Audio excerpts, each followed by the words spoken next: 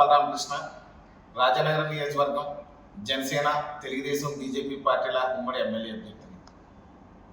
మీకు ముఖ్యంగా తెలియజేయవలసింది, గత 11 సంవత్సరాలుగా జనసేన పార్టీ తరఫున పవన్ కళ్యాణ్ గారి తరఫున పవన్ కళ్యాణ్ గారి ఆశయ సాధనలో మీరందరూ కష్టపడుతూ, ఎన్నో బాధలు భరిస్తూ, ఎన్నో ఇబ్బందులు పడుతూ, ఎన్నో కేసులు మీ మీద వచ్చినప్పటికీ, ఎన్నోసార్లు బెదిరింపులు వచ్చినప్పటికీ, ఎన్నోసార్లు దాడులు జరిగినప్పటికీ, కనీసం ప్రభుత్వ పథకాలు ఈ యొక్క ఆంధ్రప్రదేశ్ ప్రజలకు ఇచ్చే వాటిల్లో మీకు అర్హత ఉండి కూడా మీకు పథకాలు రానప్పటికీ కూడా జనసేన పార్టీ తరఫున ప్రజల తరఫున పోరాటం చేస్తున్నందుకు ఈ యొక్క జనసేన నాయకులకు, కార్యకర్తలకు, జన సైనికులకు, వీర మహిళలకు పేరు పేరున హృదయపూర్వక నమస్కారం తెలియజేసుకుంటున్నాను. దాంతోపాటు ధన్యవాదాలు కూడా తెలియజేస్తున్నాను.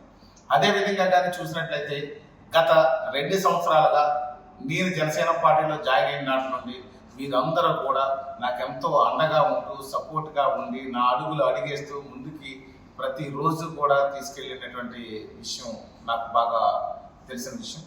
అంతేకాకుండా మీరు చూస్తే నాతో మీరు ఉన్నప్పుడు ఎన్నో పోరాటాలు చేశాము, ప్రజల పక్షాన్ని నిలబడ్డాము, తాగునీరు కోసం చేసాము, రైతులకి గిట్టుబాటు ధర కోసం చేసాము, ఈ యొక్క రైతులకి సాగునీరు కోసం చేశాము, అలాగే ప్రజలు పడుతున్న ఇబ్బందుల కోసం చేశాము. దానిపై మన మీద అక్రమ కేసులు పెట్టారు, అట్రాసిటీ కేసులు పెట్టారు, బెదిరించారు, బాధించారు, దాడులు చేశారు, దౌర్జన్యాలు చేశారు. అయినా సరే నిలబడ్డాం. మీరందరూ కూడా నా మాటను గౌరవించి నాలో పవన్ కళ్యాణ్ గారిని చూసుకుంటూ, పవన్ కళ్యాణ్ గారు చేసిన దిశానిర్దేశం, పవన్ కళ్యాణ్ గారి ఆశయ సాధనలో ఉన్నామని ఒక గట్టి సంకల్పంతో నాకు తోడుగా నిలబడినందుకు మీ అందరికీ కూడా మరోసారి మనస్ఫూర్తిగా మీ అందరికీ ధన్యవాదాలు తెలియజేస్తున్నాను. మనం కష్టపడ్డాం, నిలబడ్డాం. గత 2 సంవత్సరాలుగా అధికార పార్టీని ఎదిరించాము. రాష్ట్రంలో ఎక్కడా లేని విధంగా అధికార పార్టీని ఎదిరించి నిలబడినటువంటి ఈ యొక్క రాజనగరం నియోజకవర్గంలో జన సైనికులు అందరం కలిసి ఏకదాటిపై నిలబడ్డాం. నా మాటను గౌరవించారు, నా మాటకి విలువిచ్చారు, నా మాటని మీరు ఒక దిశానిర్దేశంగా తీసుకున్నారు. నాలో పవన్ కళ్యాణ్ గారిని చూసుకుని మరి పార్టీని ముందుకు తీసుకెళ్లి ఆంధ్రప్రదేశ్ రాష్ట్రం అంతా కూడా మన వైపు తిరిగేలా చేసినందుకు ఈ యొక్క రాజనగరం నియోజకవర్గ ప్రజలకు, జనసేనులకు, ప్రతి ఒక్కరికి కూడా పేరు పేరున హృదయపూర్వక ధన్యవాదాలు మరోసారి తెలియజేస్తున్నాను. కాబట్టి ఇప్పుడు ప్రస్తుతం చూసినట్లయితే ఎలక్షన్లో కూడా మనం చాలా గట్టిగా కష్టపడిన దాని ఫలితం ఉంది. ఎన్నో ఏళ్లగా ఎదురు చూస్తున్నటువంటిది గత 2 సంవత్సరాలుగా మనం ఏదైతే కష్టపడ్డామో, ఏదైతే సాధించాలనుకున్నామో, ప్రజలకు ఏ విధంగా అయితే సేవ చేయాలనుకున్నామో అవన్నిటికి విజయం చేకూర్చే రోజు రేపు తెల్లారితే జరగబోతుంది. రేపు 4వ తేదీన రాబోతుంది. మనం విజయ పతాకం ఎగరవేస్తున్నాం, అత్యధిక మెజారిటీతో గెలవబోతున్నాం. రాజనగరం నియోజకవర్గంలో జనసేన జెండాని గట్టిగా పాతపోతున్నాం మనం.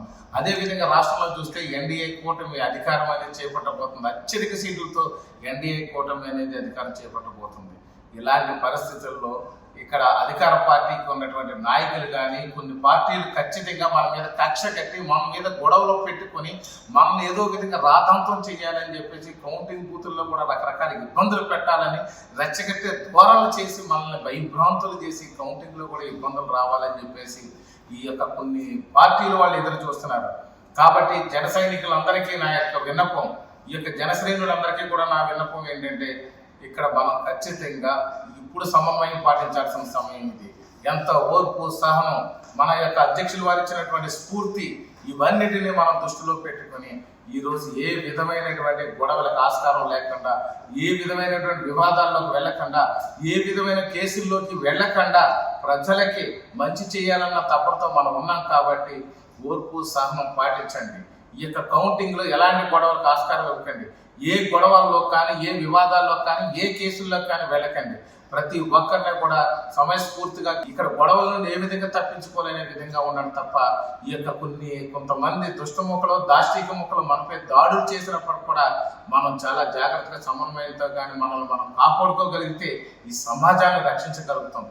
మనం ఏదైతే చేద్దాం అనుకున్నామో అది చేయడానికి అన్ని అవకాశాలు ఉంటాయి. ఖచ్చితంగా మాత్రం మీరందరూ కూడా గొడవలకి, కేసులకి దూరంగా ఉండాలని నేను మనవి చేసుకుంటున్నాను. మీరు ఎప్పుడైతే ఈ యొక్క గొడవల్లో కానీ పొరపాటును ఇరుక్కుంటే, కేసుల్లో పొరపాటును ఇరుక్కుంటే, మన అధ్యక్షులు వారు కూడా గెలుపు ఉన్నటువంటి ఆనందాన్ని వారు పొందలేదు. అదేవిధంగా వారు చాలా బాధపడతారు. ఎందుకు నా జన సైనికులకి ఇలా గొడవల్లో ఇరుక్కున్నారు, నా జన సైనికులు ఎందుకు ఇలాగా కేసుల్లో ఇరుక్కున్నారని చెప్పి బాధపడతారు తప్ప వారి గెలుపుని కూడా ఆనందించలేదు.